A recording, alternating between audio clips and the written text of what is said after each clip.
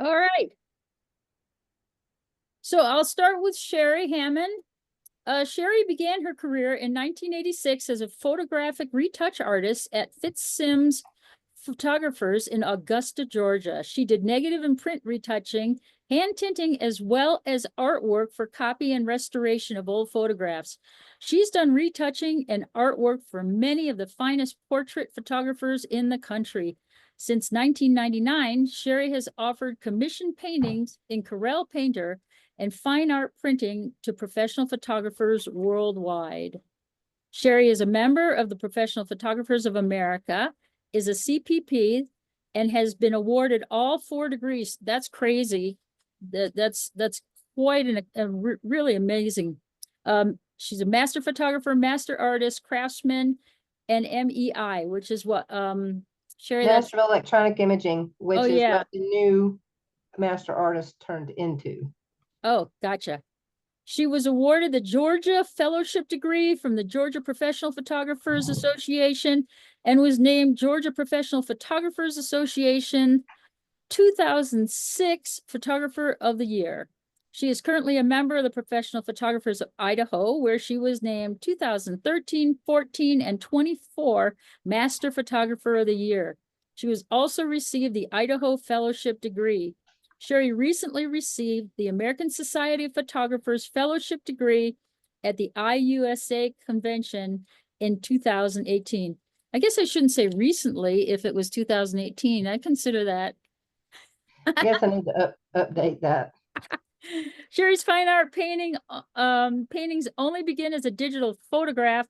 Then they are painted by hand, stroke by stroke, using Corel Painter, tablet, and stylus, and then printed as pigmented ink on fine art paper or canvas giclée, and then hand embroidered or embellished. Her photographs and paintings have won numerous awards and have been published in the PPA Showcase and Loan Collection books and other art publications. Sherry has moved from Noonan, Georgia to Idaho Falls in 2011 and is on a new adventure with her husband, Dennis. Find Sherry on Facebook as Sherry Fitzgerald Hammond and Art by Sherry, and on her website, www.artbysherry.net. And her Instagram is @SherryHammond. Awesome. We're honored to have you here, Sherry. Thanks. Oh, I like your artist statement too. Sherry's artist statement is, "My wish is to help the viewer to not only see my art with their eyes, but feel it in their hearts." That's really nice. Thanks. Okay, now we got Jeff. Jeff's bio starts with a definition of instigate. I always like this. Instigate is to cause by incitement, to instigate a photographic discussion, or to urge, provoke, or incite to some action or course, to instigate the people to attend a photographic workshop or road trip. Jeff is a career photographer and portrait artist. He turned his weekend getaways into educational workshops. A friend once asked him if they could come along on one of Jeff's road trips, and the name kind of stuck. So he invites you to join him on one of these adventures, and you will have the time of your life. Jeff has been a professional photographer for over 40 years and has photographed almost everything from babies to brides, families to CEOs, and bread knives to buildings. But his deepest passion is to spend time with Mother Nature. If you'd like to see what you might create, check out his fine art website, jeffjohnsonfineart.com. So there we go. We got 2 rock stars here for sure. And then if Dennis chimes in, then we've got 3 rock stars. So Jeff, if you want to take it away. All right, very cool. Thank you, first of all, for everybody for inviting us to bring this interesting show into your front rooms there. As you remember, we did this for you last year, and it was a blast. And it's a project that my good buddy Rick Avalos and I started. Actually, we're into our 3rd season of broadcasts, and it's the 4th Thursday of every month. TheImageCritiqueShow.com. It's a freebie to come and watch. We got one coming up a week from tomorrow, so join in. And just come and see it. And basically, it's going to be about the same idea as what we're going to do for you this evening. Just the ideas to help you with your imagery, just to throw some other points of view at you. Not that it's right or wrong, but just to give you some feedback and some help. And especially if you're going to go forward with competitions, hopefully it's going to be something that will be of help to you. It's a very, very laid back atmosphere, the show, and even what we're going to do this evening. So thank you for having us. Thank you for trusting us to give you some input. Um, actually, Ellen, if you don't mind, I'm going to have you monitor the chat box in Oh, this. absolutely. If anybody has questions along the way, feel free to jot them, and preferably jot them in the box. Don't just jump in and ask. But if she feels it's important at that moment, then she'll jump in and we'll answer it. So please join in with us. We've got about, I think, 18 images. I think I have here, 18 or 19. And we're just going to go through them, and Sherry and I, and then Dennis will throw in a word or two. I'm sure we definitely lucky for all of you to have both of them with us tonight. Dear friends of mine for a long time. We've this sound terrible to say, Sherry. I don't mean it that way, but we asked Dennis to be part of it first, and he had something going on, and he couldn't make it. And Sherry quickly jumped in, and how perfect that was. So Dennis may or may not say something tonight. I don't know. It's up to him. But we'll Yes, refer to him. turn your camera on He's and your, there. He and is. Hey, we might as well get some more feedback. These guys will absolutely love it. So all we're going to do is pull up each image. We're just going to talk about, kind of talking about the elements of composition that we use in judging for PPA standards. Again, not rights or wrongs, just kind of guidelines for the jurors to be able to create some feedback for you. Um, please don't take anything personally. We do say some things that we think could be different, not necessarily better, but we're kind of inferring that. So just know that this is definitely a conversation. And the other part I always say is that this is just three people's opinions. We are educated. We've done this for many years. Doesn't mean we're right. Just means it's a different point of view. But I'll tell you what, every time I have an image that I'm going to send in competition, I get it all finished the way I think I need it to be. And then I'll send it to some of my friends, especially my buddy Rick, and he'll send me back a punch list of about 20 different things I should look at on there. And he's right. It's not that it's bad or wrong, it's just another point of view. So that's all we're trying to offer you this evening, is that chance to just have your images looked at from another point of view, an educated point of view. But again, it's just our point of view. So if you disagree, you have that right. You could be wrong. That's true. Anyways, I'm going to steal the screen because I'm going to bring the images up here. We have the tools that we can draw on them and talk about them. And so let's see, let me go to share here. And want that screen there.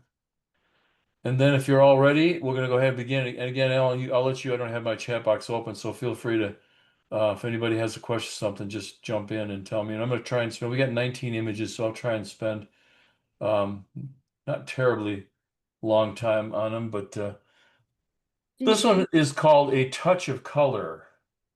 Hey, Jeff, just real Yeah, quick before you get started. absolutely. Well, do you want me to have a timer going like Cliff does? Yes, that would be awesome. We kind of have gone like 4 minutes an 4 image. minutes. Okay, Yeah.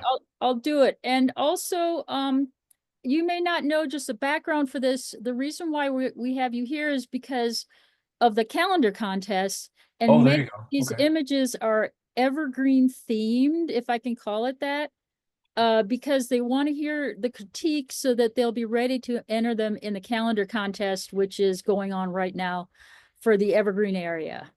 So, Gotcha. so you may see a lot of things that go, gee, everybody's got kind of the same theme going. Well, that's why. So, Gotcha. so yeah, and I'm going to start my timer. So go ahead. Good to know. Well, Sherry, we're going to let you jump into this one first off. And again, it was called A Touch of Color. What's your thoughts? okay. Beautiful winter image with just this little bit of red hanging on onto this aspen.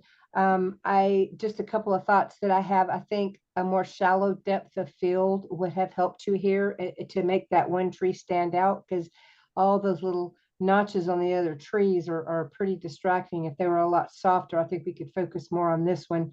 And that touch of red that's right on the edge of the presentation tends to draw my eye out right there, because it's a it's a color, and there's not much color in this, and it's right on the edge. So it just brings my eye right out of this beautiful image. So maybe if you have more room, that could help it. Love the overall feel of this though. Hey, Dennis, go ahead, man. If you want to got a thought to add to that. Sherry pretty well said it all. My big thing is do we need all that information on the right hand side? And I maybe would crop into that quick and asp on the right hand, excuse me, left hand side, or right about the middle or even almost the edge of it. So it make in it more here? over further, Jeff, about halfway or in the edge, right there, clear on the edge. So doing so, it's going to eliminate that stuff in the background and bring more attention to your foreground and your leaves that Sherry's talking about. Let's just play real quick with the nice thing here is I can go back to Photoshop and grab the crop tool and see. So you're thinking of maybe going like maybe about right in here, Yes. just to give us a little relief. I like the edge of the tree showing, so it gives us a little bit of depth back there, even though it's all out of focus, but it does bring our attention back into the center.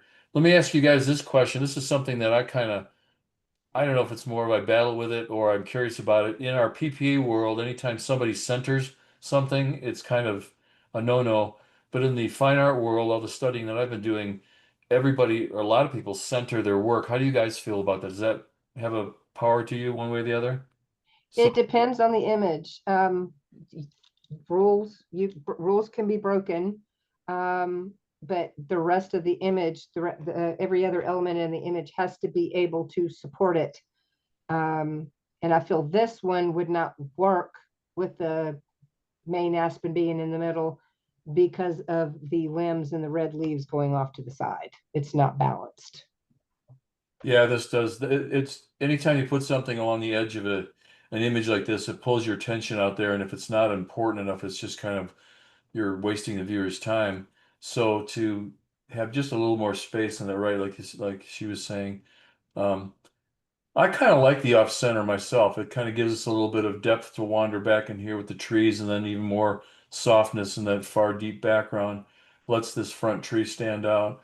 Yeah, I would like to see myself just a little bit more space on that right side. And you can kind of good or bad, it's your call. What you can do today with AI in Photoshop is you can add, gosh, another inch, 2 inches on the right side of more trees and let those two little dried up berries be just not on the very edge, just something to consider, especially if you're okay with that kind of thing. Some people are, some people aren't.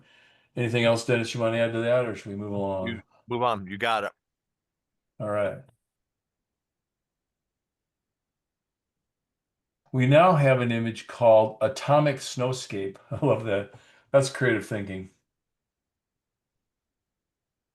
Yeah, that does definitely have that atomic kind of a feel to it. Photographing directly into the sun is a toughie, and I think you've done it pretty well. It's going to be blown out. There's just no way to have any other detail to it, but I think it works here very well because you have this very high range of contrast, nice dynamic flow with the angle of the slope. Um, Having the sun kind of in the middle there just obviously pulls us in with the trees bouncing in this third. It's an interesting concept. I might I might not go for the corners are a darker tone, whether you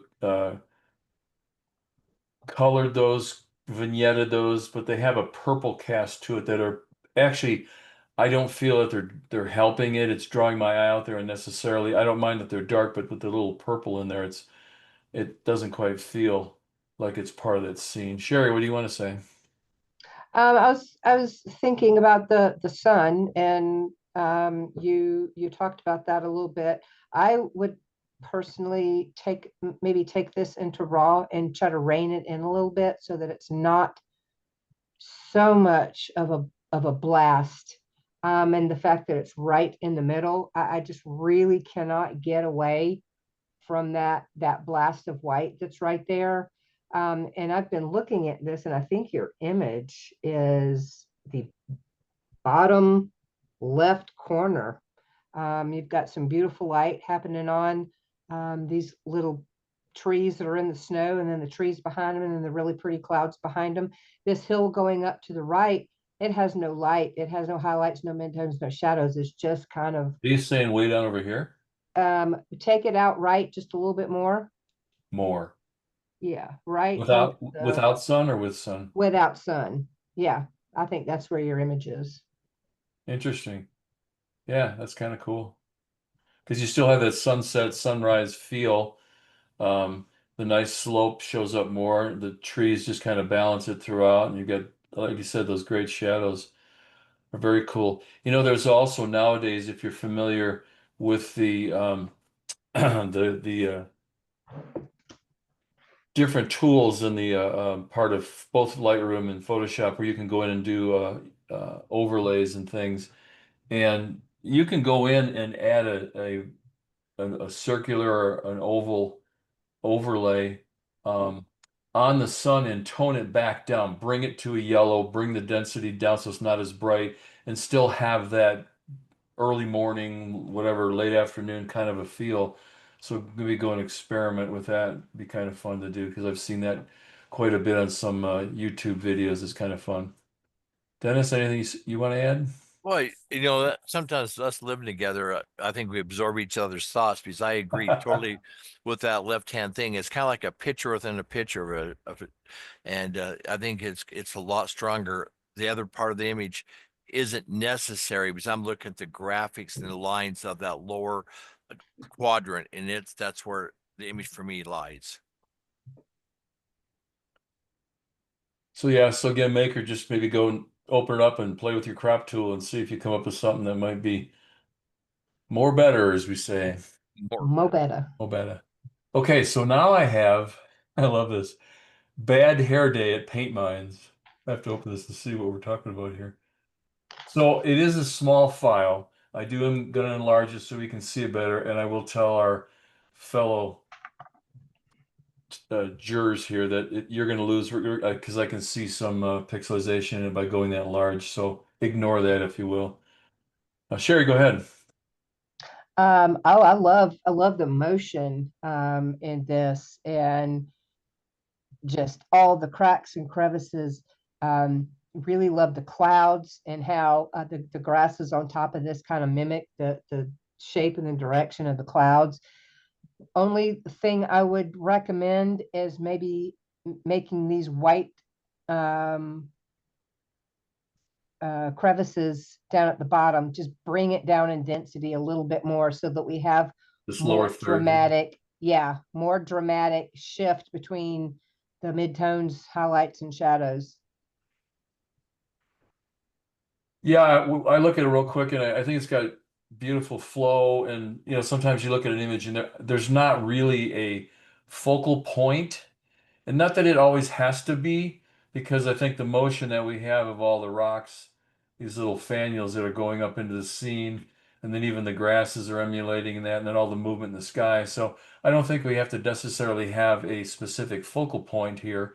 But sometimes you got to be careful that it doesn't. And little things like when you have hot spots on the corners, even little things like this, it pulls the eye out and makes the judge, the viewer, whoever, question, okay, what are these here for? So just watch high contrast levels, high contrast things on the edge of your images. It tends to, again, pull the viewer away from the main subject here. Dennis, thoughts? You know, echo what you both said. I mean, sometimes just the time of day is the toughest time, looking at an image, because the time of day is tough on this because of the flat lighting. But I agree, bring it down in density, almost 50% more, and just try and see what it does there to bring that rock structures in the bottom down. Is it, to me, they're very yeah, they show up too much. Yeah, see, now look at the difference there. Look at the difference when just bringing that down. Yeah, it does make a difference No, there. not Just the whole image. Pardon? I said just the bottom part, not the whole image. Well, you could do that, make a mask. layer mask, and that mask can bring the dirt back. Right. I mean, there's some work that could be done to it, but just bring that down, that probably 2 stops you just brought down there made all the difference in the world for a graphic piece. Yeah, this area is good. This area could be darker, and I would even say bringing the sky down. We're just starting to lose the clouds a little bit here and here. There's some very fine feathery textures in there. So just bringing the density, the darkness down in the sky in that foreground, I think would be very powerful. And you'd have a really awesome story and still have some, that great punch that this image creates. Okay. That little X is awful small tonight to close the picture. Sorry about that. This one is called Dramarama.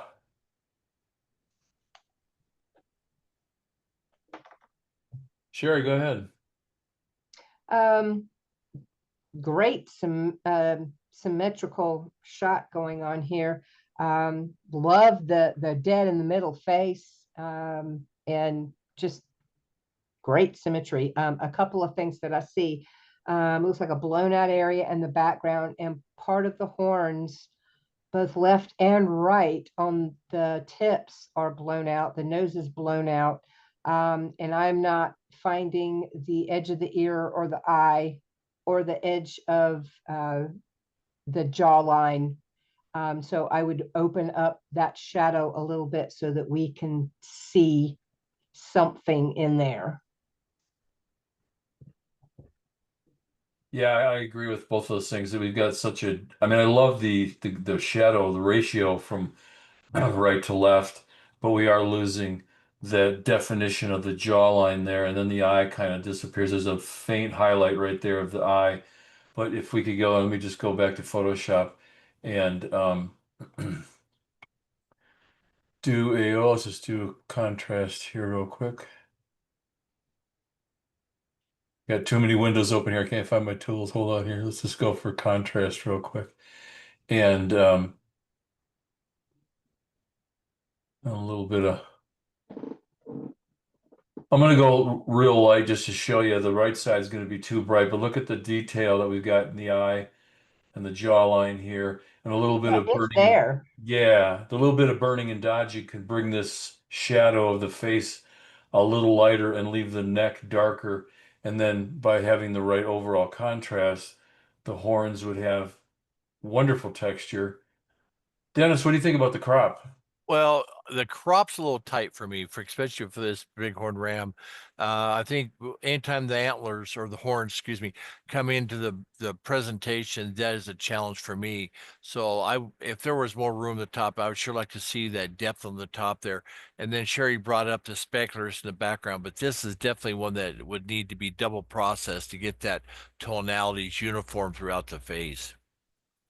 Let me ask you guys this question because I hear this so often, especially being in this part of the world that we are. There's so much wildlife done and these kind of close-ups. What are your thoughts on when we have this close-up where we have an out of focus nose, but we have, I mean, look at this sharpness in the from the eyes to the top of the forehead, but the nose is soft. What's your thoughts on that, especially for competition? Sherry, what do you think? I can't, it's so small on my screen, I couldn't tell it's soft. Those speculars are sharp. Yeah, it's just I'm just seeing this. Oops, wrong tool. Um, the oh, for crying out, this always happens to me every show. I get stuck in the tool and I can't. Every time I try and go back to Photoshop, it won't let me do it, so I won't move it. Um, but I'm just seeing and I've heard this a lot in competitions where you have a close up of actually any subject, but a lot of times with animals, there's almost this expectation of the face should be sharp from. We've heard this in dog portraits for years, sharp from nose to ears, kind of a thing, and that's a lot of depth. So I don't know if it's a rule, but just kind of watch for that because I hear that sometimes we hear in competition, somebody on a calendar or somebody, seeing it in a gift shop probably isn't going to pay, never mind, because it is such a powerful story. But this, again, competition wise, just something to consider. Okay.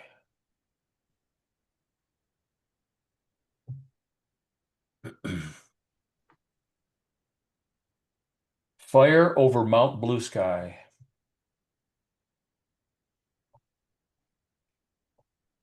Dennis, I'll let you jump into this one first. Well, interesting shot, and you know, with the fire over the sky there, but this exposure is a challenge because now the sky and the fire is blooming because of the exposure, and it need to be brought down substantially. I understand we're trying to, you know, get the whole scene throughout, but the foreground could be darkened down, especially if that goes down, because right now it's in a blooming because of the saturation and the processing. Sherry, what do you think? Just to add a little bit, that white structure, that is in, Right on the here. right side in the bottom left, just something to remember. Your eye is drawn by contrast, color, and detail in that order. And that's a pretty high point of contrast. It's something light. It's in a sea of darkness. So your eye is going to go there, as well as that tree. So if, you know, as far as normal print competition, if it's not integral to the story, maybe just think about removing it. Yeah, because you're delivering a message to the viewer, to the judge with your title. You're telling them what you want them to see and feel and think. And if there's elements like this, that as minor as it may be, it's going to pull them away. And oddly enough, there's one little thing that that little tree right there, as minor as it is, it because of how it's silhouetted by itself, it just kind of asks for my attention. Again, minor things, and we don't mean to sound, it's not about being nitpicky, it's just about hitting every point. And little things like even this little tree at the edge right here just asks for attention. So it's little stuff like that that I would remove, which then allows the viewer to follow these great, look at these beautiful lines of the mountains and the hills, and then go into the fire and the smoke and the whole story, and not get caught up in all the little things that are along the way that I know are incidental parts of the scene, but it's okay to remove those kind of things. Another little area that catches my eye is on the very bottom right, that lighter patch of grass Right coming down there in through. the Just corner. Yeah. make it as dark as what's above it. That way my eye doesn't go there. Yeah, agreed. Otherwise, I think it's a great story, a good title. We talk about titles, and this is not necessarily only the case for competition, for PPA competitions, but just in storytelling.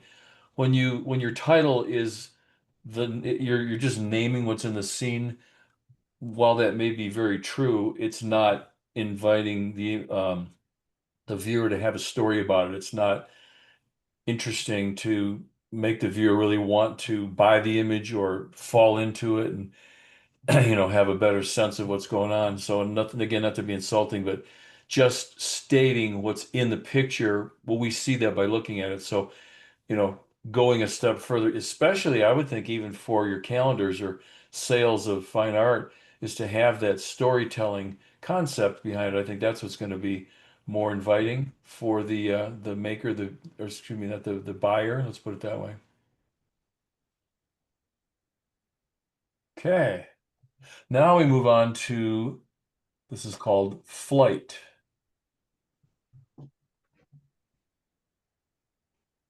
Dennis, go ahead. Well, this heron, very cool shot of this heron. But you know, as I look at my chair, first of all, I'm seeing something in the background as I kind of twist my head. In the background, there's on the left-hand side above the head and on the wing, there's something red or something that's been toned down. There's two different things that's coming in the scene that is very obvious to me that is a challenge. I know. Yeah, there's a light red streak coming a down. red streak coming down, and then there's one right above the beak, clear the top as well. There's two different streaks, so we have to be careful what we're come up a little bit, Jeff, and all the way to the top. There's a streak right there, all the way to the Oh, top. I There's see. a Yeah, big red mark there. I see that. Yeah. And you know, catching these guys in flight, you know, first of all, congratulations for catching the guy in flight, because they're not the easiest guy to catch. But you know, it's the thing is we're got the top of the wings are blowing out, and they could be brought back in, maybe with some double processing, or bring this bird down a little bit more, because even the head seems to be blown through. There we go. See how much different, now you can really see the glare in the background when you do that. They look at just like lens flare, don't they? I think that's what Yeah. they are. Yeah. Either Yep. that or sun rays coming down. Yeah, exactly. But bring it back down the opposite direction. So it makes it darker and Look how much, just keep going, keep going, keep going. Now look at the details popping in the wings, and the background is kind of going black, which isn't terrible, but I'd rather see that than those red spots. And the bird is flying into a zone, and we've almost got the bird centered, and we want to have space for that bird to fly into. So if you're suggesting maybe the canvas was another that much longer, Something, yeah. I mean, But you can't really move the bird over anymore because it's already right there. right, but you understand what I'm saying is that it looks like there's nowhere for it to go, and it's just if it's in motion and there's no place for the motion. Yeah, no, good point. I don't know again about your calendars, but don't be afraid to change your format. Make it a long narrow, make it a 16:9, make it something that's even odd, and just by extending your background to give the birds some space there to move. All right, good stuff, you guys. Let's see, we now have Hang on, Jeff.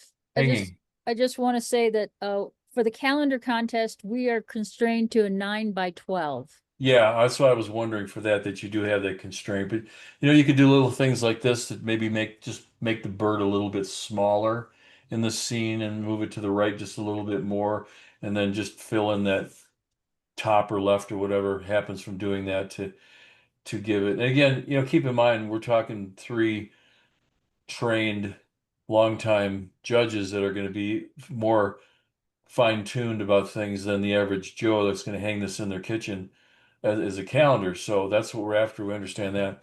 But again, just for that purpose of giving the bird just a little more space. I have a question on the calendar. You're constrained by 9 by 12, but can you put like a slim line inside a 9 by 12 format? No, not really. This calendar started in 1984. I think they're pretty much stuck to their Tradition. format. Pretty much the tradition, isn't it, of what they've been doing? Yeah, it's just Yeah. your traditional full frame. Yeah, But every nice page idea. is printed full bleed, so that's just the style of the calendar. Gotcha. Jeff, can you bring the density back to where it was to begin with? That's the original right there. Just some nitpicky things, but it's the nitpicky details that will take your image up a notch. All those little ripple reflections, especially around the head and neck and wings, I would just remove those because it kind of makes it look like you had a slip of the brush, and it just neatens it up a little bit, gives it a little bit more clean lines. So leave this down here, leave this okay. Yeah, It's and just kinda- take out the ones that are intersecting with the body, especially Yeah. around the head and neck and that front wing Stuff line. right there. Yeah, good point. Yeah, it does. Then it makes the bird stand alone, doesn't it? Cool. All right.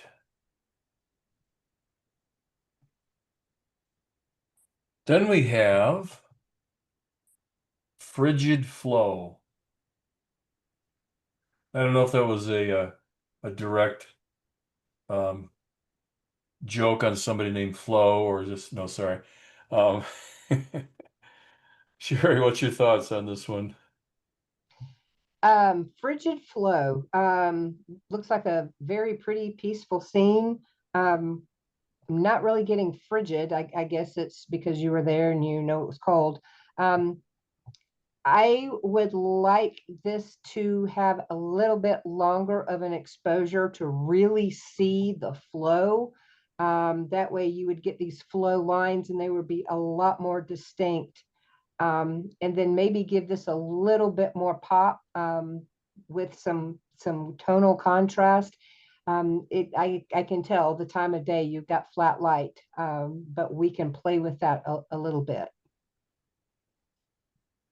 Yeah, totally well said. I think it's a beautiful area, beautiful scene, but if there was a longer exposure, whether you do a 2 minute or something like that, I think you'd have much more beautiful reflections of the sky color back in here, and the lines coming down here through dropping over the rocks would be that much more poetic and painterly. And no, I know how it is, but you get this bright white sky is kind of a toughie there, and I'm almost wondering if we were to go into a crop, I don't want to lose the clouds, but even just to go something like in here, you've played that white sky down just enough, and we didn't lose anything in that mountain, so that's just something to consider. So now that sky isn't asking for a lot of attention, but yet we still have those beautiful textures back there. Again, that long exposure, this whole area, especially where the reflection is strongest, the angle is strongest here, is going to give us such a mirrored color of these clouds, excuse me, the sky back there. That would be just stunning. Dennis, you want to add anything, sir? Got it. You guys hit it. But I'd still like to be there, so that's what counts, right? Yes, sir.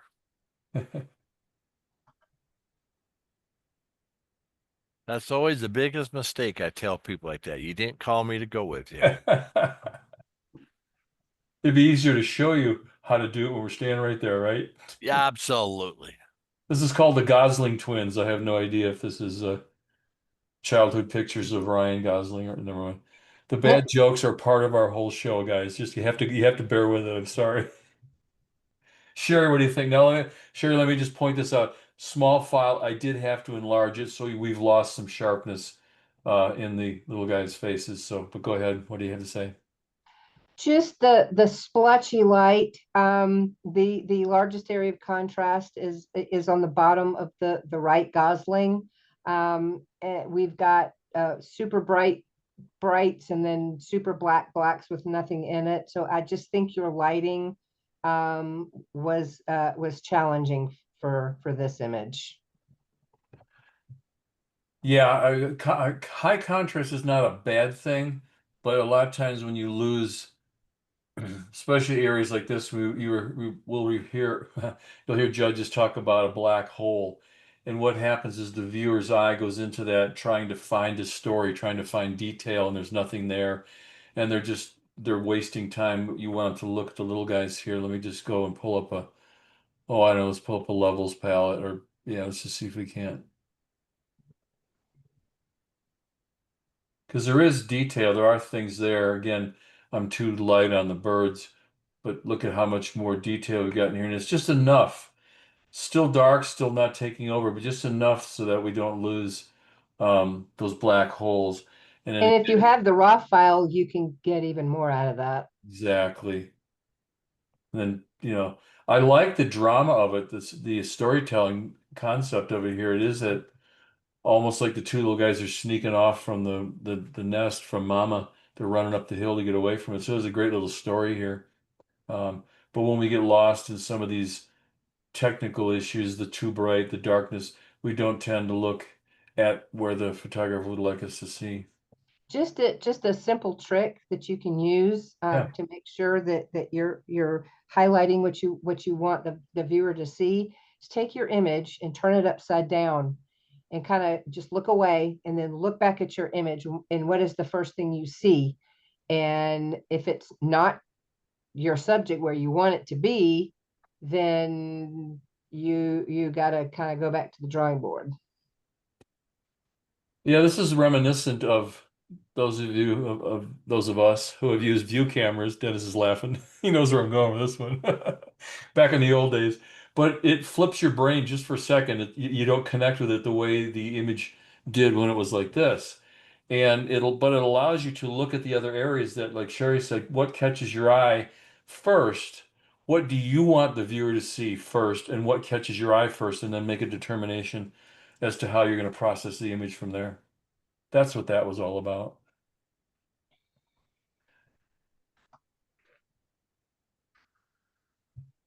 All right. Imagine. Ooh, that's nice. Dennis, what do you think, man? This is up your alley here. Yeah, they didn't call me to go play. Yeah, this is one of those images that it really brings people to, I wish I were there, that kind of thing. But what would happen, Jeff, if we crop this right at the bottom of that fence line all the way across? Is that foreground all necessary? And see, to me, that brings it a lot stronger. Or even come like this too. Yep. And then inside that trees on the left-hand side, I'm seeing, in focus, out of focus, on the right-hand side, and maybe could bring some of those things down there. And then I'm seeing some fence post lines down there that are white. Some signs are on the fence post down there. Some little things like that there. So at this point, do we make this lighter or do we make it darker? Do we make it more mystical like the fog is, or do we bring up so there's more detail? That's maker's choice and how we have to handle that. But I think the maker done a nice job. There's just a big expanse of white, but there's nothing we can do about it because of the fog, unless you just lowered the exposure down, made everything more mystical. Right. So if you did something like this, it would make it seem more dreamy and foggy, or Yep. um, See, right now it seems a little muddy, and then when you changed it to lighter, it seemed to bring out the highlights there, and it blew out some of the stuff in the background. But that's what we would see with the fog with sun coming up. That's the kind of look we would actually see. you could go the other direction here like this, and taking the trees down and then bringing the fog up a little bit, higher contrast, but it still gives it a very dreamy. Actually, to me, kind of create a little bit more depth in there. I'd almost like to see this tree gone altogether here. Let me go back to this. I would crop the That two tree was trees gone on the altogether. right. That'd be cool. What's that, Sherry? I'm sorry. Actually go over to the following tree. Get rid of this one too? Yeah. Well, here, let's do this. I have all these tools. Let's use them all, right? Is there even a suggestion to go into something like maybe here? Yeah. And I would even come, Or if you don't like the tree being in the middle, even bring the crop over to the left of those other two trees. And that way that one this side, tree, this side over here. the right side, the way you just cropped. I like the fence. But just even go further with the crop, go all the way to the other side of those two trees. Even into here? You're Yeah. saying? Oh, gotcha. See, I'd even go like this and really Yep. point at that little Yep. guy. Now you get that little guy really standing out, asking for, hey, look at me. Don't forget about me in the fog here. Yeah, that's cool. I That like, way I feel the composition works better because you don't go from tree to tree to tree. yeah, it's telling you what to look at for sure. I think sometimes the biggest challenge as image makers and artists, do me a favor, take that back to keep going to the left. That Like, mark oh, that cropping right there, and just make that a square crop with just that one single tree. Sometimes we look at a scene, bring it right there. Now look at how strong that is right there. Look at that. that's cool. A little off center, but that's cool. Yep, I like you, that. you could do it. But we I look like at an that too. image and we're so engulfed because we're smelling the sounds, the wind's blowing, the birds are chirping, and we get all those factors going in, and we look at a scene, we go, oh, this is what we have to capture because this is what my camera's seeing. We have to learn how to say, well, if we capture this, what could we do if we did this? And so this one particular image that we're looking at now, in my opinion, has 4 different crops from the same image to make it. But this to me right there is the most powerful of it all right there. That's definitely saying, look at me, no doubt. And I love the we're picking up a little bit of, and we're going to call it grain, not noise. Atmosphere. Atmosphere.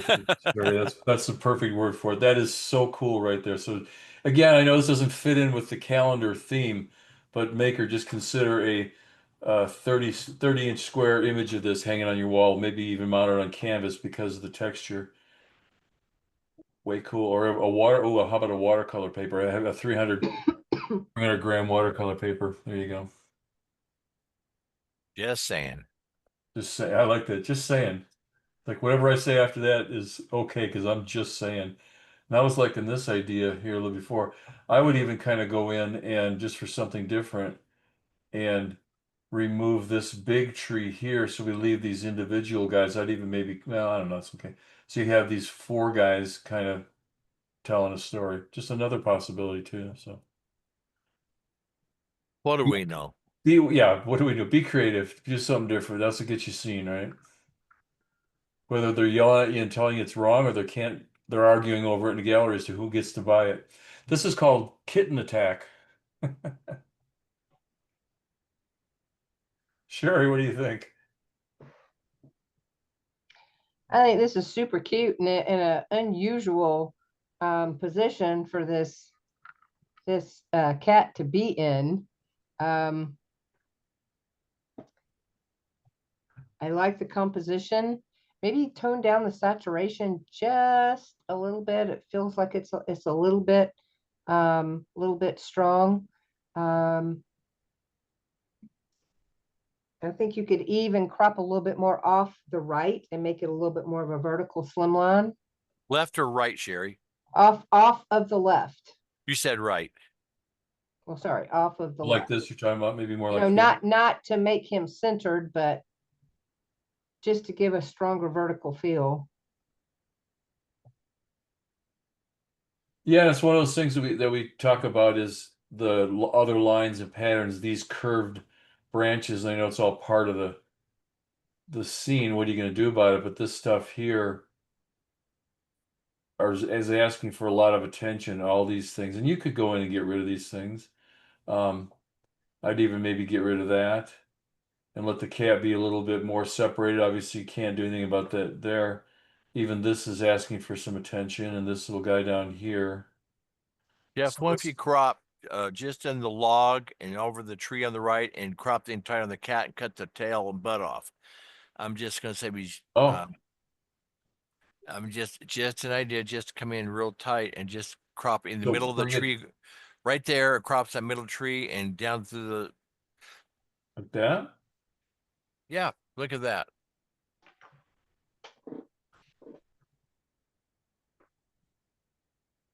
I Yeah, like that. you got rid of all those peripherals and that one little log coming out of the flank there, that little limb, you could take that out. Look how much stronger that is, because it looks like the butt might be behind the tree and we know what the face is. We know it's the There's a lot lynx. more drama with the face.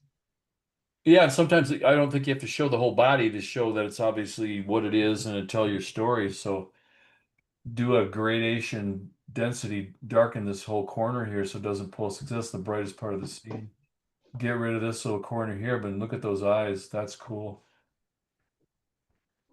Good call. Because sometimes, I mean, I was looking at it, so we could crop it into here and that would work too, but then we're starting to get a little tight, which isn't bad. That's kind of cool too. But sometimes leaving the animal showing more of its size comparison to the scene, I think is definitely a good thing. So a couple ideas there for you. But yeah, there's just a lot of background noise that's going on that keeps pulling your eye away from what we want them to see. And that light right underneath the branch under the front feet are on, that Yeah. light area would need to be toned down. Yeah. I liked leaving this branch in. I wouldn't crop it up through that. No, but it need to be toned down. Tone this down into the same range over here. Easy to do. I think it would be good. I would even tone down the density, the brightness of the tree here is good, but I would even take down this corner just into the same density so it wasn't as obvious. Good stuff. All right. This is called Kitty.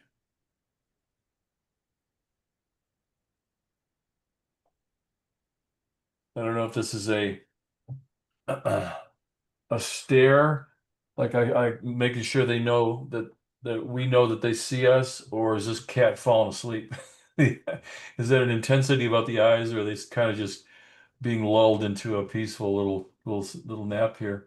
Um, really awesome exposure. I mean, I like the background being that dark, but there's just a little bit of texture. Looks like there's probably a wooden wall or something back there. So you played that down nicely so it doesn't take over too much. I think just a little bit of the grain. I might suggest we've got a little bit too much of the trunk here in front of them. So I would maybe take it up like, I don't know, in here. We're kind of balancing the negative space in that position with the negative with the tree. So it gives us a little bit more of a balance. I would tone this rock down here a little bit more, maybe lighten up the eyes a little bit. Sherry, what do you want to add to that? That's all I was gonna say. Okay. Dennis, anything different? Just yeah, toning the rock down, because you got the bright rock, you got the cat, then you got the dark background, and so there's 3 different variations of tonalities there, and to try to equal them out a little bit by bringing the rock down a little bit would help separate the cat from everything there.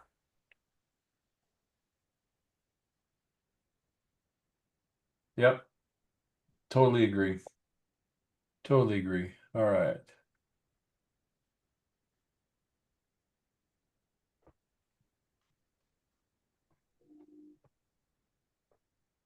Leaves and waterfall. Dennis, go ahead. You were on a roll there before. Oh, blame it on Dennis. Well, no, Well, that's not necessarily. um, it says leaves and waterfall was the title, correct? Yes, sir. So you're using the title to describe what it is, like Jess brought it before, but are those first 3 leaves necessary because they are the brightest spot in the photograph? They actually supersede the intensity and brightness of the waterfall. And this to me needs to be brought down probably at least twice the density, which it is right now. And maybe even would have to tone down those fronds there and those plants. The waterfall you didn't use a long enough shutter to blur it, so you've captured it in motion, so it doesn't have that silky feel which we so often want to see when we see these. But I just feel like there's like 2/3 too much of that image that's in there. You know, a lot of times being in this situation, when it's that you're deep in the forest and it's that low of a light level, you're going to lose detail in the shadow side of those underneath sides of those rocks and those branches. So this where the long exposure can definitely benefit you.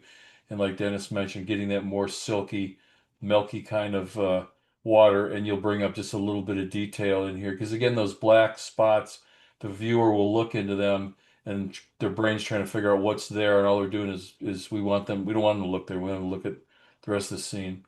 Sherry, anything you want to add to that? I would just add some color balance. It has kind of a purple cyanish overall feel, and especially the water. The water it has a little bit of a purple tinge. And unless the water really is purple, and I want to know where that is, if that's the case, just a little bit of balancing out that color. Yeah, that's a big issue that I've seen over the years is if you're starting with a bad color, a white balance, we're going to call it. If your whites aren't a clean white, which makes the rest of the colors not their normal self, you're going to have a hard time with tones throughout the scene. So I'm just playing with some eyedropper here and just see if we can't. See, that takes it, it's a little bit now yellowy green, but it takes it more to a more honest, correct color balance or density, I should say. And I lowered the contrast here. Let me just kind of bring the brightness back down. It's a heavily contrast image in the first place. So you're going to have this very much brightness. Let me go back to the beginning where these are good, but we've lost it here. And then to fix one or the other, we start getting um, kind of a funky tone. And like Sherry said, we're getting this yellowy green, which I know it's hard because deep in the forest, you're going to get the light coming through the canopy of trees. You're going to get the yellow and the green cast. But again, correcting it so we don't get those because there's those purple tones all in those mid-tones along here that Sherry mentioned, just makes it kind of feel awkward is the word that comes to mind. I don't mean that in necessarily a bad thing, but it just doesn't feel like it's correctly recorded. Is kind of where we're going there. So,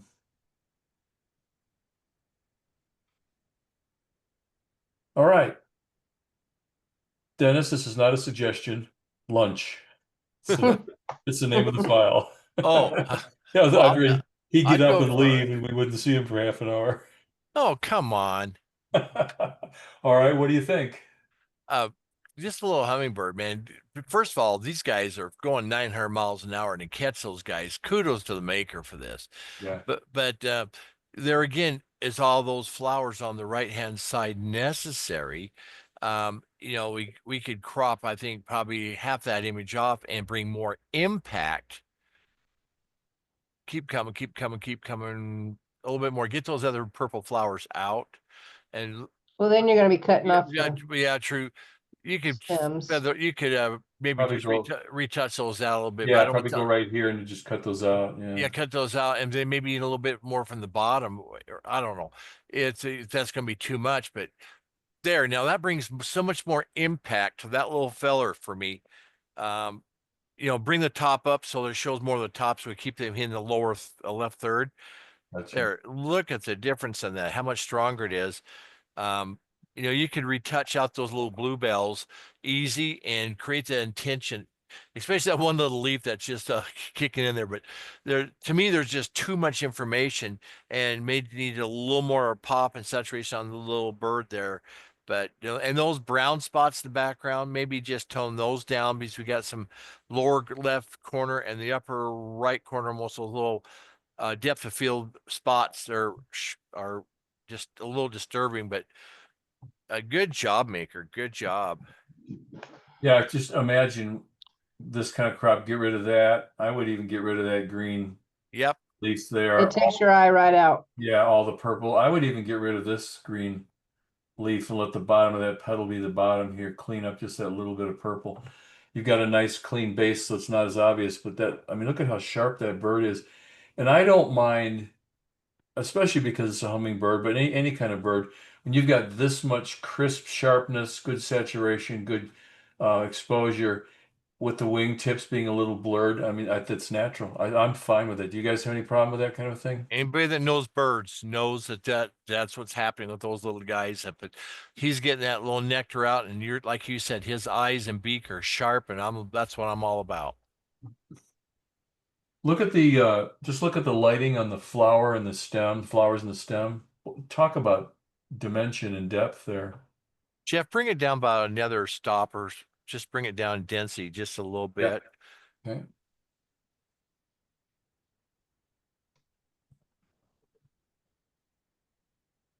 Dude, it just popped a little bit more coming up there.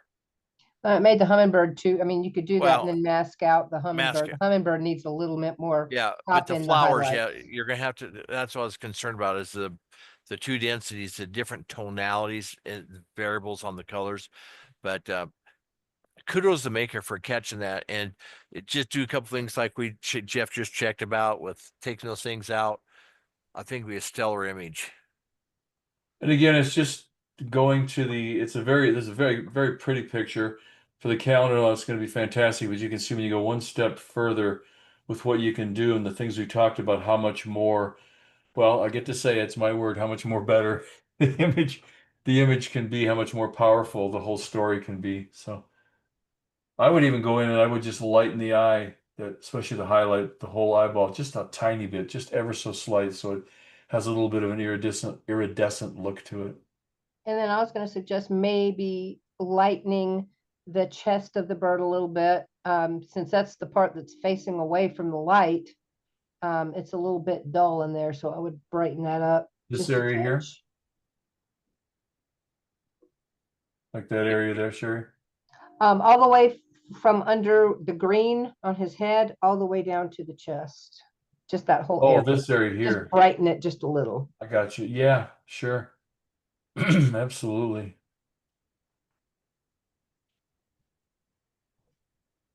Yeah, it would add a little bit more depth, roundness to the body, wouldn't it? Yeah. Nice. That's my favorite there. I like that a lot because I like this a lot because the little bit of hummingbird work I've tried to do has not been terribly successful. So They are elusive little suckers. all right, we're going to a totally different direction.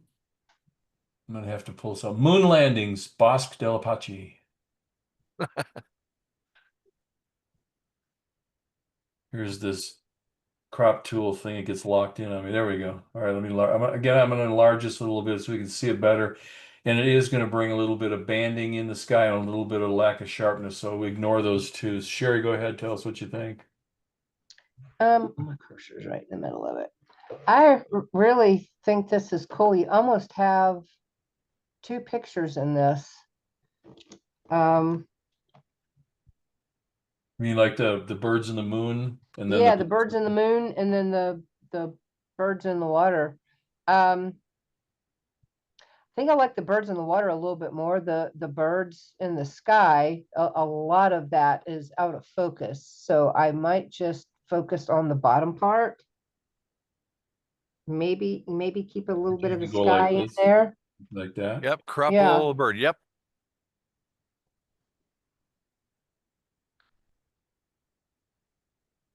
Yeah. Is there any way that on the processing you could open that dark hill up a little bit? I'm You know, just maybe. wondering, I don't know. Well, when they'd have to double process this in raw and give us a little bit of depth. I'm not looking to see the whole mountain, but just a hint of lightness back in there so it doesn't totally block. And maybe they could do it in raw. I That's don't probably think there's much information. no, okay, that's not gonna work. So Okay. just keep the purple. And I do like the reflections of the little birdies in the Purple. water. Yeah, I think we've got that. That's a black in that mountain. And what was the title again? Moon landing. They'd have to change the title, of course, Yeah. if they cropped it. That's true. Good point. And then it lists the location they're at. The other thing I was looking at is there's something here where even want to do something like, Yeah, the challenge is they're out of focus, and yeah. Or keep it the way it is and just remove the birds in the sky and keep the moon. Oh, there's a good thought. I think I give too much negative space up there, Sherry. Yeah, it might. Well, so you take the birds out and then crop it just right above, The Mhm. moon. like in that area there. You would have to reprocess it so you don't get the banding, because the banding is an issue. Well, again, I'm thinking that, well, because this is a small file. Yeah, I still see the banding. Yeah, I can still see it small. Yeah. If you're working on something like this with a gradation, always do it in 16-bit. I was just gonna say, yeah, take it And keep it 16-bit until you can't be in 16-bit anymore. yeah, you can work in 16-bit and you'll get rid of that gradation quite nicely. I just did that on another image and it's pretty amazing. And then when you need to save it out for a competition, you're not going to have the banding. So beautiful evening though. I can imagine standing there and hearing those guys screaming. Once again, Jeff, they didn't call us to go. Just think all the trips we'd be on. Yep. And the problem is Gotta stay No, home I and didn't work see any sometime. problem there. Sherry's gonna say, stay home and work. Gotta stay Dennis." home and work sometime. This is called Nile. Now this is a good sun capture because we've got just a little bit, just enough of a circular pattern so it doesn't feel blown out, even though it's obviously no detail. So that was handled very well. I'd probably maybe go and just give it one little, probably that's more of a reflection on the lens. But this is very cool. Great concept, shooting through the boats. Again, titling, I might have gone something more with the time of day, the feeling, early morning on the water, something like that creates an atmosphere, creates an emotion. Um, Saying it's the Nile, okay, it is.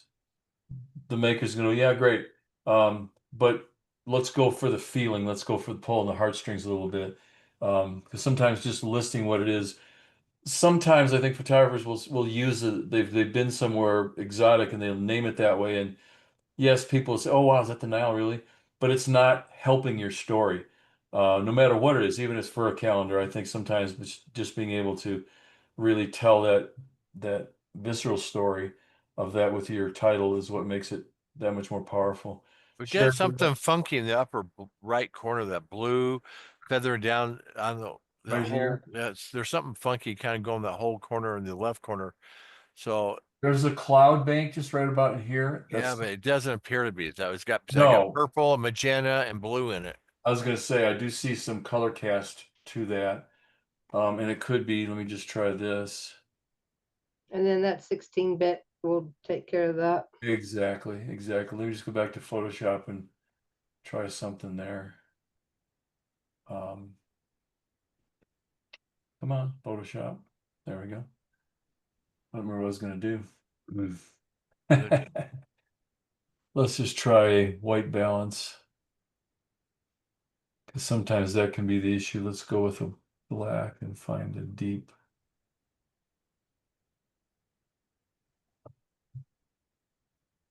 It changed the color, but it kind of helped with that banding somewhat.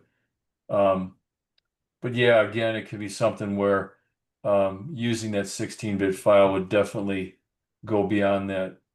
Let me just try something here. I don't know if we have in the JPEG, if I go to 16, if we get, it changed it a little bit, but I still see some banding. But yeah, in your actual RAW, if you're still in, can go to 16. I don't think it works if you're in a JPEG and then go back to Go to 16-bit 16. because I you've don't already think- lost it. No, it doesn't really. I mean, I have seen it if it's real bad, but then it's just not real bad. It's just bad. This isn't bad, but there's just a little bit of striations there that begs to ask a question, what happened there? So going back to the original raw file, I have that much better off. Other thing that I see too, and it's minor, but there's a red, it's just like a backlighting of these look like chairs on the dock. They're natural part of the scene, but I maybe would take that red out just because they're asked, because we've got browns and golds and maybe a little blue, but that all of a sudden that shocking red down here is just saying, hey, look at me, and it's not what it's about. Anything else? Yep, got it. I do love the concept though. I love shooting through things, especially on trips like that when you're somewhere. It just really adds a lot of depth to the scene, a lot of feeling of what the culture might be, the story might be at that time. So that point of view is outstanding. I really do enjoy that. This is a no paddle day. Or a very, very cold paddling day. Sherry, what do you think? I like the scenery. I like the composition. I like how the kayaks are placed in the V's between the reflection of the tree and the roof, and then the other roof. And so that was thoughtful where you stood to take this. I like the time of day. You've got a nice lighting ratio. Dennis, anything you want to add? Nope, she hit it. Yeah, the only other thing I might say is maybe take that sky down just a little bit deeper. We're just starting to lose the mountain, the snow and the cloud on the edge of the mountain. Tiny point, but you could do a gradial Gradation. yeah, that's for gradation. And just make that just a little deeper. But man, what a beautiful feeling. I can feel the crispness. Of course it helps.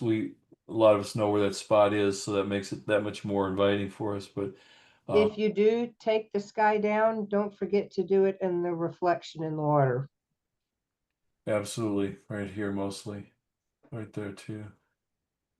Yeah, because you'll get that kind of general rule of thumb of the reflections about a stop darker than the sky or the original reflected piece. There's a lot of judges that will catch you on that one. Plus, if you bring this down in a nice gradation, then this is going to be your brightest part of the scene, and you don't want that either.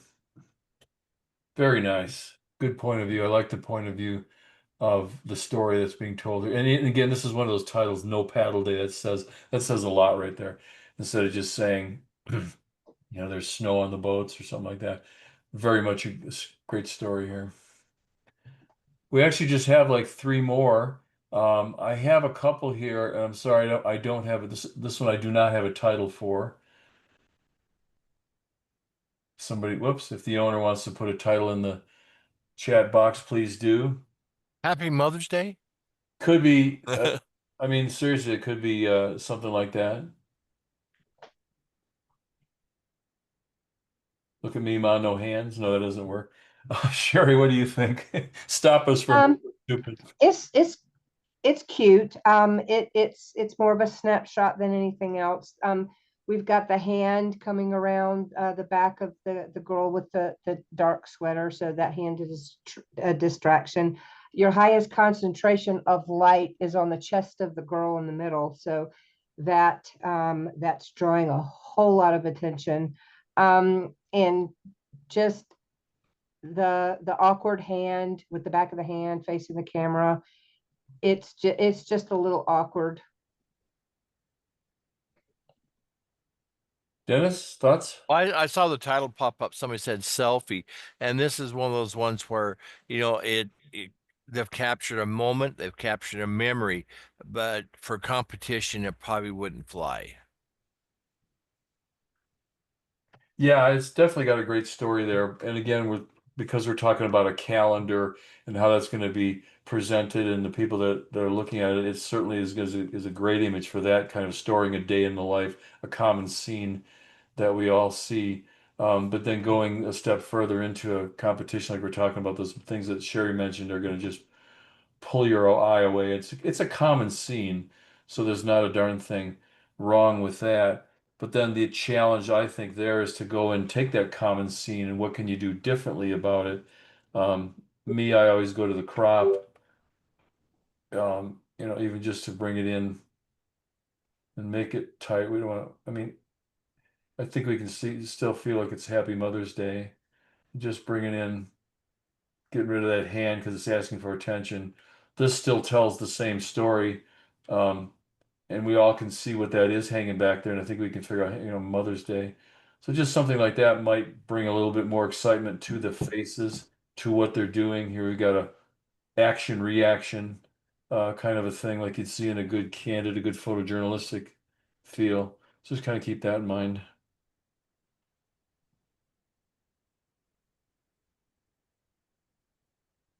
Let's see, we've got a couple more here. I have ones called Reflections on Autumn Light, Evergreen Lake. So a nice abstract. I like this kind of stuff. It gives us my favorite painter, the Monet kind of feeling, and beautiful color palette. It's a little bright, but then it's that time of day. You've got brilliant light on the lake with the reflection of the trees and leaves and weeds and such on the banks. So I think it has a nice feeling. There's a good movement throughout with the lines of the yellow. A little bit, I like the darker corner that kind of anchors it, kind of pulls us up that way. Even there's some kind of lines in here that point that way. Even this little triangle in the bottom left corner points us that direction. This line kind of points us up here. So I like it. I think it's very well done. Sherry, what do you think? You're the true artist of us. um, I love the feel of this, and I love the abstract nature, and I love the white horizontal reflections that are going through. I am pulled out of the image by the dark spots in the bottom and those bright colors. So I would actually crop those Down here. out Down and give here. it a little bit more of a balanced look for me, and maybe just desaturate a little bit, because I'm getting a feeling of blooming in some of these yellows, which means you're losing detail in some of those areas. And I think some of that texture may pop back in there. This really cool image. So maybe even just to go like about right here, or would you go up even higher?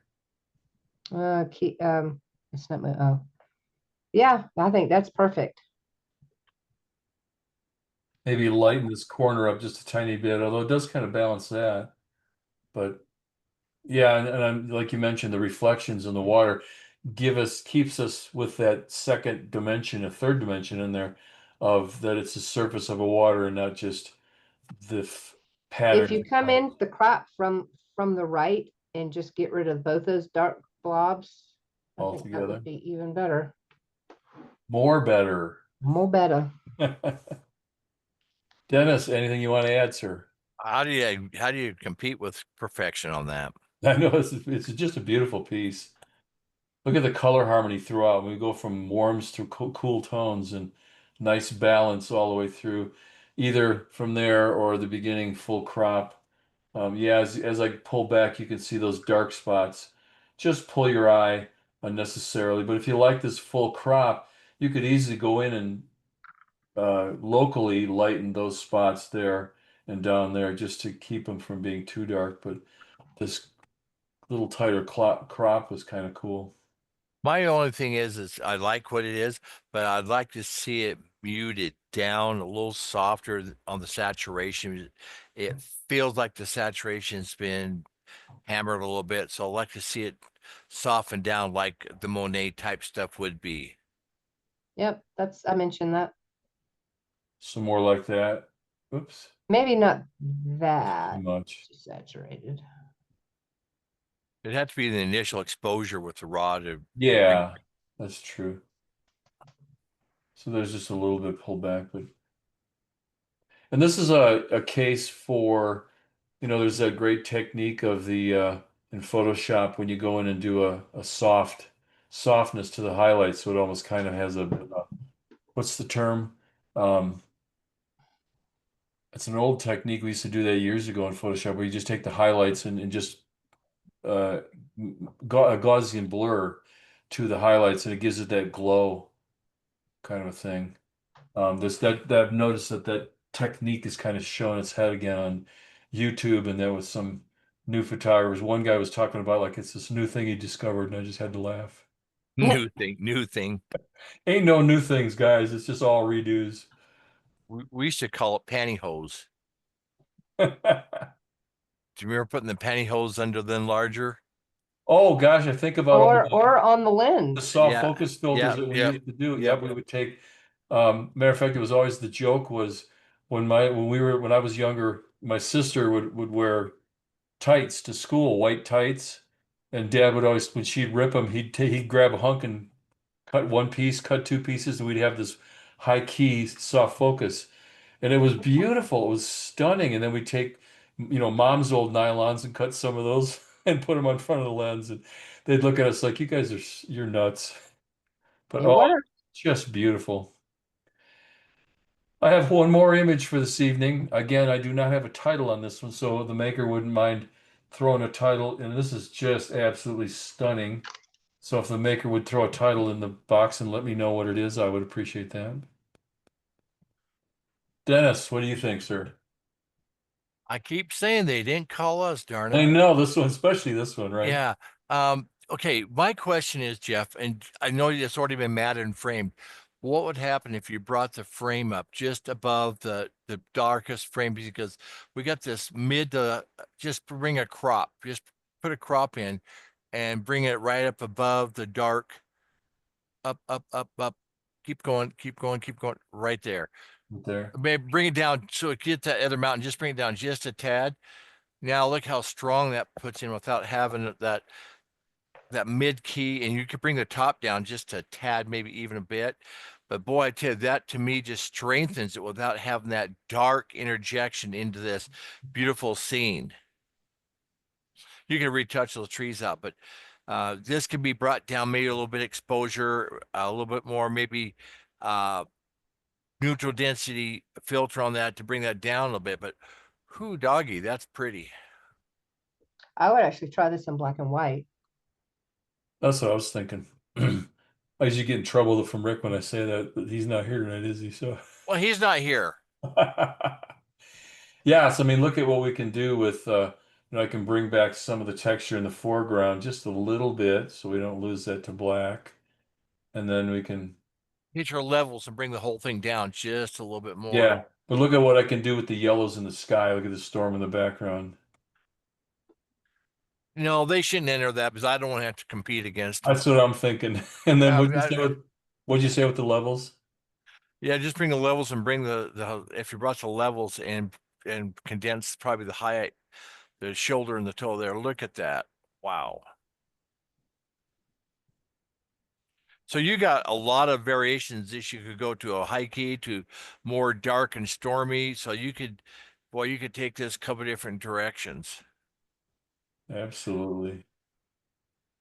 Just Again, we shouldn't show them because I don't want to compete against them anywhere. I have the file, Dennis, if you want to borrow it, put your name on it. Yeah, I, I'm sure they would love that. That's cool. Well, when I first opened it, my thought was this. I'm going to go back to the beginning here. Um, Again, this is and this is something that you learn about yourself. I learned this through I think it was 23andMe when I did all those testing and stuff, that it frankly says you will like or dislike cyan. And I don't like cyan. It just turns me off. It's just horrible. So I'm always trying to get rid of it. So I look at this and I see this, and I know it's kind of got a purple cast to everything, but to me it's a little bit too purpley. And so I was doing this. Let's just go here. What was I going to do? Let's take a white balance and go with a black. Let's see what I do. I'm going to go with a black, but I'm going to take it not into a pure black, but something that's a darker gray, like maybe here. And look at that. Now that's a little bit too dark, but let me back off here a little bit. That looks like you're in hell.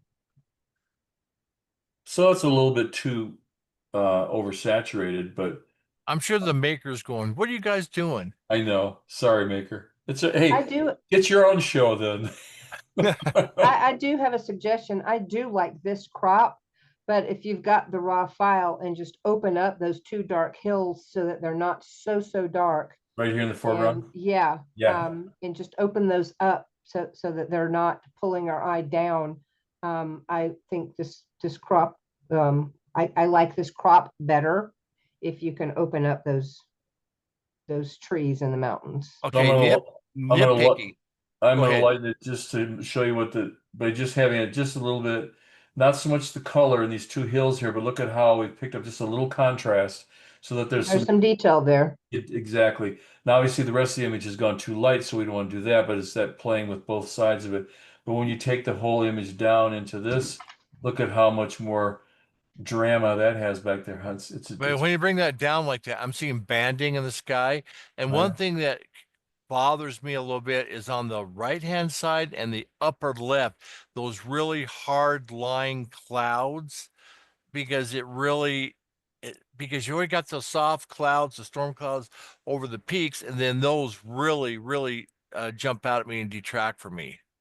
I So think that's natural, but I would Oh, yeah. retouch them out. I'm sure it is, Sherry, it is, but I'm just saying it just That's what I'm saying. I would. Would I you would rather see a touch them out. crop maybe more like this that brings highlight to the mountain? Because we still have a pretty ominous sky back there. Or would you go in and work with, the AI and just you could take those dark areas and just make it all one big cloud formation that would be less obvious. You can retouch it and like keep the splotchiness of the clouds, but get rid of those Yeah. top lines. You don't even have to use AI. Yeah, because you got some nice highlight, a little bit of shadow that creates a surface here and then another surface here. So it's almost like a V because of this line here. You don't want to lose that. But yeah, if you were to take this out and this, because they're obviously asking for tension, soften this a little bit. Don't lose that definition, but just pull those down a little bit, I think. Because they're asking for attention. They're very obvious natural parts of the sky, but um, that's the problem is that we get some of the most well, you guys know too, from your neighborhood, but you get some of the most fabulous cloud formations and landscape, and you put it all together and it becomes very busy. Again, selling it to a calendar or for a tourist is going to be they're not going to look at it the same way. But again, we go one more step in competition. And one other thing that's really seems minor, but we have all this nice slopes and peaks of the mountains, and it kind of follows and tails off here. Then we have this hill. This one little guy right here is, I know it's natural, it's part of landscape, but that's asking because it stands by itself. It's asking us to keep, I would almost get rid of that little hill right there. Just let this be more of a natural break in the between the horizon line. Minor little things, but those are things you take that out, and if you don't see it, then it becomes. But this is, I want to know where this is at, what point of view this is. Very cool, very cool. somebody just I- asked if they could know who did it. Not, I know preferably I wouldn't want to know because or I'm judging so many MIRs and different things I don't want to know, but I want to know where it's at. That's what I'm saying. Yeah, Jeff, I yeah. just have one more little yeah. suggestion. On the very far right side where the horizon and that little bit of lighter purple that's behind that, I would just either take that out or crop it at the right there. Oh, this little bit of land behind the mountain? Yeah, yeah, Got you. Probably cut it out, huh? Let this line taper off. You get the point here and let it just kind of taper off into. yep. Yeah, it's little things like that. And it's interesting because what makes you a good editor of your own images is to know when to quit. Because you can keep seeing these things. Oh, I do this, and then I do. Oh, I do this, and I see this. Oh, okay. And after a while, you'll have nothing left on the canvas, so you have to know when to quit. But yeah, little things like that are just tiny, but they sure make a big difference. And then go in to make sure that. Because I know we've got clouds and weather and stuff, but just don't lose this area as to no detail, a little bit of minor things. And just make sure there's enough, just a tiniest bit of detail in there so that it still has some impact for the viewer. All right. Well, guys, that was our last image. That was a great bunch of scenes. Is there anything you guys, Dennis or Sherry, what you want me to go back to another image and talk about some more? Or have we beat them up enough for the night? I haven't heard many moans, but they're all muted.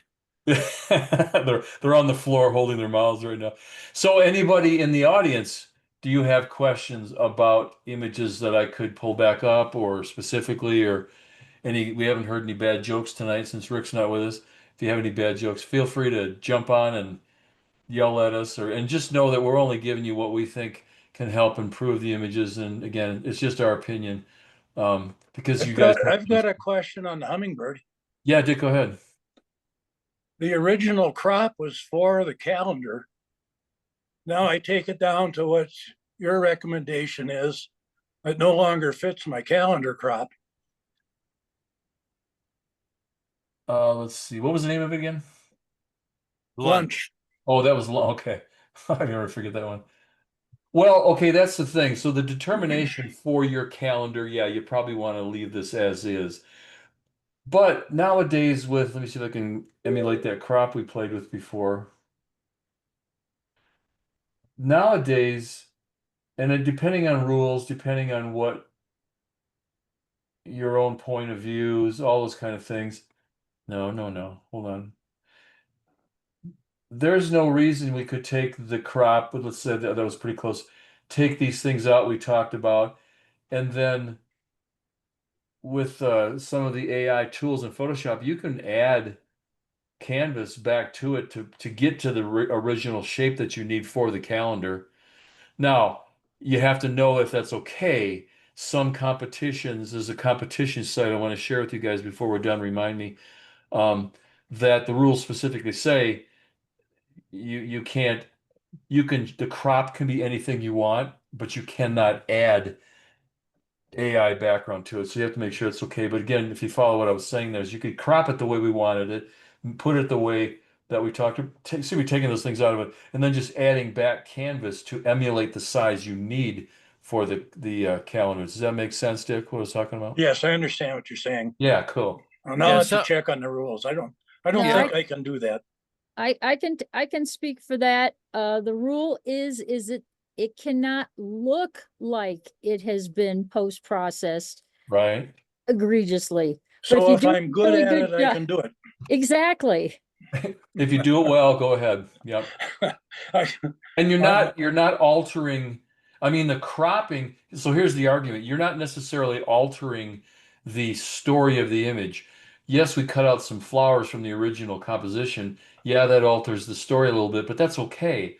So we're not asking you to add another bank of flowers or more birds or so on. We're just asking you to extend the background. I think that's fine. I think most competitions, and again, do it well.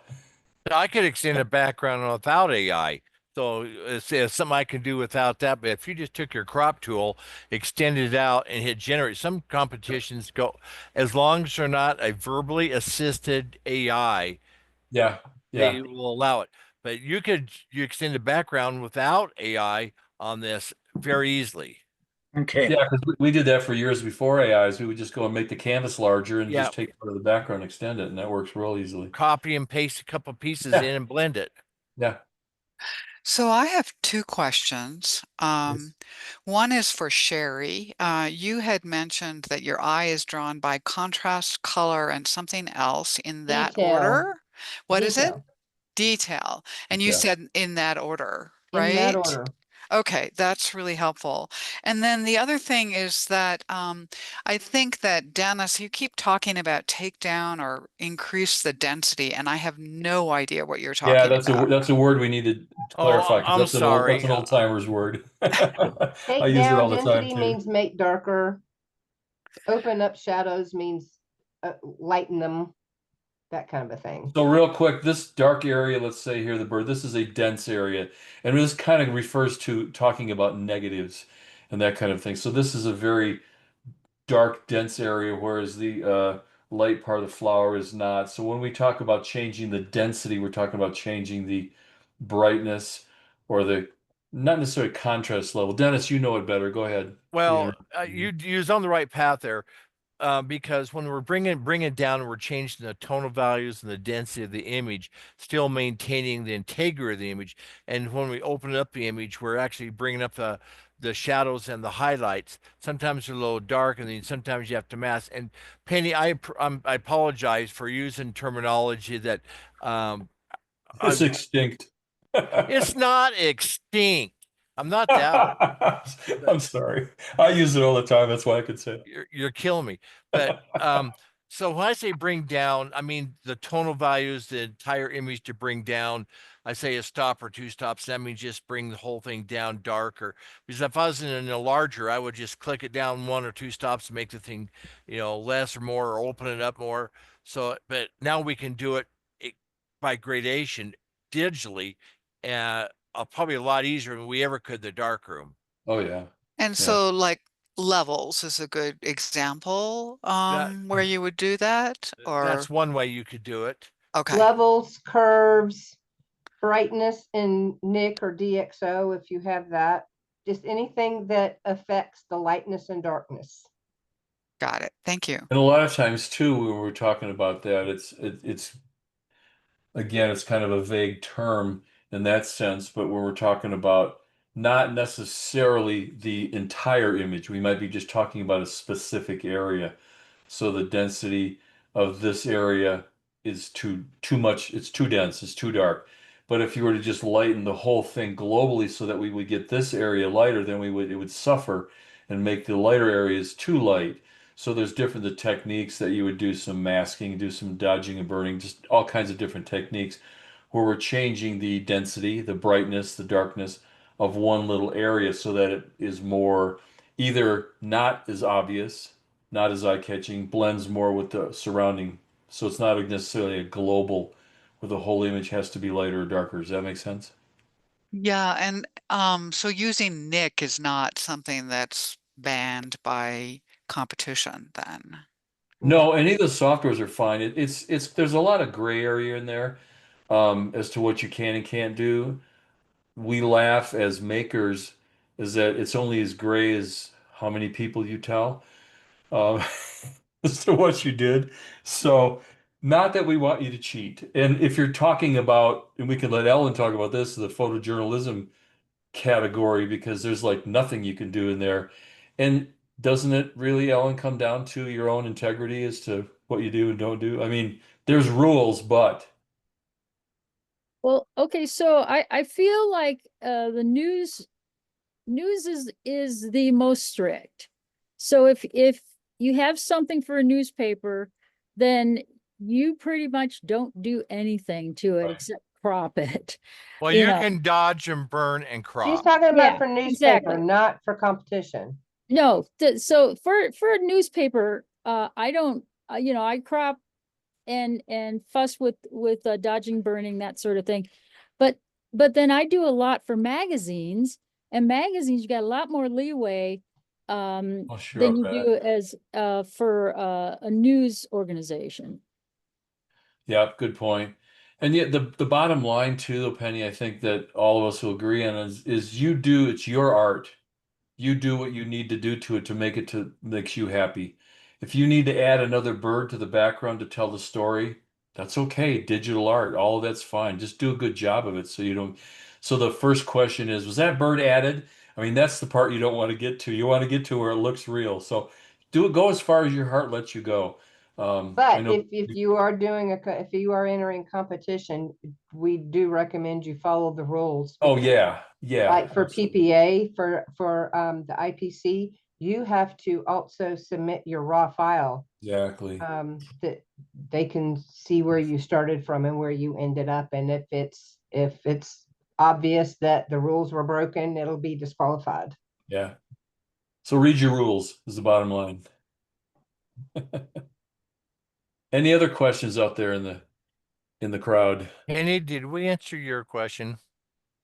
Yeah, this was very helpful. Thank you. Okay. We said a lot, maybe not the answer, right? Is that what you're saying? That's what I'm making sure we helped her out. Good call. Good call. Just you means guys, I need to do a lot more work and learning. So there you go. Well, it's I'll tell you what, so we've laughed about this for years. And again, I'll say Dennis and I, Sherry's way too young for this conversation, but Dennis and I have been around for, well, actually, it's kind of funny. I realized when Ellen read my little thing at the beginning, it said 40 years, and I'm approaching 49 years in a pro, and I know Dennis has even been around 12 more weeks than I have. Anyways, you get to where you do what works best for you, then you kind of judge that way as well, but obviously keeping in line with what we have no idea at the skill level of somebody is who enters an image, and regardless of what the competition is. So there's a kind of a basis that we would judge it on. But on the other hand, we're looking for good storytelling. We're looking for good emotional things that reach out and grab you. And if all of these techniques that we're talking about help create that, then learn them better, learn to do them where a judge doesn't look at it and say, well, the idea what you're trying to do is good, but I can see where you did this. That's the bad thing to hear. So learn these different techniques and what works best for you, and do what works best for your heart and your art. Yes, PPA has some certain qualifications. There's another, again, I'm going to share this if I can't find this while we're talking, Ellen, remind me, I have this there's this new service that there's like it tells you about several hundred competitions all over the world every month. And it's like $40 to join for the year, but I'm telling you what, it's from very, very simple beginners levels to I mean, some of the grand prizes in the high end is a month's showing in a gallery in Switzerland, and $10,000 first prize. So the rules of every competition are different. So read the rules, know what you can and can't do. But your bottom line is it's your art. Make it the way it makes you happy, the way that makes your heart sing. And by the way, Jeff, I'm coming up on 40 years in the industry, so I'm not the I pup know. you're making me out to be. No, I'm proud of having done it that long, but on the other hand, it's kind of like, well, wait a minute, what did I learn in that time? Yeah, I was gonna say, well, if Rick were here, we'd have almost 200 years of experience between the four of us. So, wow. well, this has been absolutely great. I so appreciate it. Extremely valuable. And I'm sure that I'm speaking for all that I say thank you both, or all three of you, so much for all your wisdom and advice. And I think this has just been a wonderful learning experience. And hopefully this will be an annual event for us for coming back next year.